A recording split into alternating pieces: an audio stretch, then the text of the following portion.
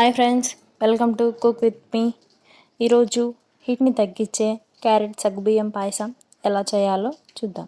కావాల్సినవి: కాచి చల్లార్చిన పాలు, సగ్గుబియ్యం, బెల్లం, కిస్మిస్, బాదం, జీడిపప్పు, క్యారెట్. ఒక కప్పు సన్న సగ్గుబియ్యం తీసుకుంటున్నాను. వాటిని 2 times వాష్ చేసి కొంచెం వాటర్ యాడ్ చేసుకొని పక్కన పెట్టుకోవాలి.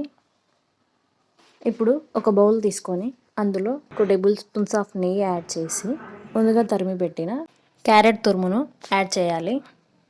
ఈ క్యారెట్ తురుము కొంచెం సాఫ్ట్గా అయ్యే వరకు మగ్గనించాలి. ఇలా మగ్గిన తర్వాత తీసి పక్కన పెట్టుకోవాలి. అదే బౌల్లో ముందుగా పక్కన పెట్టిన సగ్గుబియ్యంని యాడ్ చేస్తున్నాను. 1 కప్పు సగ్గుబియ్యంకి 4 cups ఆఫ్ వాటర్ యాడ్ చేసుకోవాలి. 2 cups యాడ్ చేయడం వల్ల సగ్గుబియ్యం కరెక్ట్గా ఉడుకుతుంది. ఈ సగ్గుబియ్యం ఉడకడానికి ఒక 10 minutes టైం పడుతుంది. మూత పెట్టి సగ్గుబియ్యంని ఉడికించుకోవాలి. మధ్య మధ్యలో ఇలా కలుపుతూ ఉండాలి, లేదంటే సగ్గుబియ్యం ఉంటలు కడుతుంది. నాకైతే 10 minutesలో సగ్గుబియ్యం ఉడికిపోయిందండి. ఇలా ఉడికిన తర్వాత ముందుగా పక్కన పెట్టుకున్న క్యారెట్ తురుమును ఇందులో యాడ్ చేసుకోవాలి. ఈ రెండు బాగా మిక్స్ అయ్యేలా కలుపుకోవాలి. ఇలా కలిపిన తర్వాత మరో 3 minutes మూత పెట్టి మగ్గనించాలండి.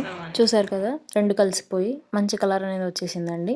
అప్పుడు ఇందులో 1 cup బెల్లం యాడ్ చేస్తున్నాను. స్వీట్ ఎక్కువ తినేవారైతే 1/4 cup యాడ్ చేసుకుంటే సరిపోతుంది. ఇలా రెండు మిక్స్ అయిన తర్వాత స్టవ్ ఆఫ్ చేసి పాయసాన్ని చల్లార్చుకోవాలండి. ఒక ప్యాన్ తీసుకొని అందులో 2 tablespoons ఆఫ్ నెయ్యి యాడ్ చేసుకున్నాను. అందులో జీడిపప్పు యాడ్ చేస్తున్నానండి. జీడిపప్పు కాస్త గోల్డెన్ కలర్ వచ్చిన తర్వాత అందులో కిస్మిస్ కూడా యాడ్ చేస్తున్నాను. మంచి కలర్ వచ్చిన తర్వాత తీసి పక్కన పెట్టుకోవాలి. పాయసం పూర్తిగా చల్లారిన తర్వాత కాచి చల్లార్చిన పాలను యాడ్ చేస్తున్నాను. పాయసం వేడిగా ఉన్నప్పుడే పాలను యాడ్ చేస్తే పాలన్నీ విరిగిపోతాయి. రెండు బాగా మిక్స్ చేసుకోవాలి. అందులో ముందుగా వేయించి పెట్టుకున్న కిస్మిస్, జీడిపప్పు వేసుకోవాలి. హీట్ని తగ్గించే క్యారెట్ సగ్గుబియ్యం రెడీ అయింది.